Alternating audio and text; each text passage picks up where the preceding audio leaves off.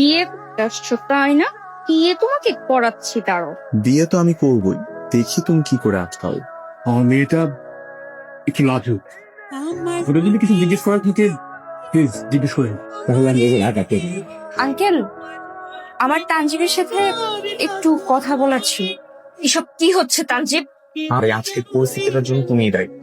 আমি কি তোমাকে বলছিলাম যে আমার বড় বোনের সাথে বিয়ের কথা পাকাপোক্ত করতে তোমার বাবা মাকে নিয়ে আসো? ও আচ্ছা, এখানে তোমার একটা বেনিফিট আছে। বড় বোনের সাথে ছোট বোন ফ্রি, তাই না? ছি ছি, এসব কি কথা বলছো? আচ্ছা, তুমি আমাকে সত্যি করে একটা কথা বলো তো, তুমি কি ওকে সত্যি ভালোবাসো? বাসে চল। কসম? দেখ, আবার কসম কাটতে আসছে। তাহলে আমার বড় বোনকে বিয়ে করতে আসছো কেন তুমি? যা বলো তুমি যে বলবো সব ভুল ভাঙাবো। আপনি লেখাপড়া কতটুকু করেছেন? আমি মাস্টার্স কমপ্লিট করেছি। সিটি আপনার পূর্বে কোনো চাকরির অভিজ্ঞতা আছে?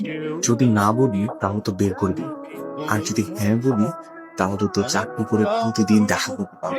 ঠিক আছে, কালকে থেকে আসুন। এটা আমাদের বাসা, ঠিক আছে? যদি কখনো আসতে বলি বাসায়, এখানে চলে আসুন। আচ্ছা ঠিক আছে। আর বাইক তো ভালোই চালান দেখলাম। কবে থেকে চালাচ্ছেন? এরকম দামি বাইক থাকতে মাত্র 7,000 টাকা বেতনে চাকরি করছেন, ব্যাপারটা সন্দেহজনক না? শখের বসে কিনেছিলাম আর কি। কিন্তু এখন থেকে তো আপনাকে চোখে চোখে রাখতে হবে, কারণ আমার আপনার প্রতি সন্দেহ বেড়ে গেল।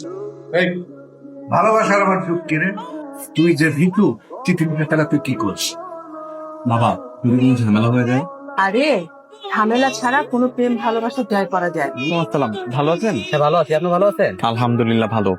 আমাকে চিনতে পারছেন? হ্যাঁ চিনতে পারছি, কালকে আপনি অরুণাপুরকে নামাই দিয়ে গেছেন। হ্যাঁ, আপনাকে আমি ছোট্ট একটা কাজ করতে হবে। এই জিনিসগুলো অরিন ম্যাডামের কাছে পৌঁছায় দিবেন। হ্যাঁ, আপা, তুই আবার এই লোকের ছবি দেখছিস? রাখো তো ফোনটা, দেখো কি নিয়ে আসছে তোমার জন্য। এই দেখো চিঠি, এগুলো দারোয়ান আমার হাত দিয়ে বললো যে একটা ছেলে এসে তোমাকে দেওয়ার জন্য বলছে। একটা কাজ করতে পারবেন? ঠিক আছে ম্যাডাম। আপনি কি চিঠি লিখতে পারেন?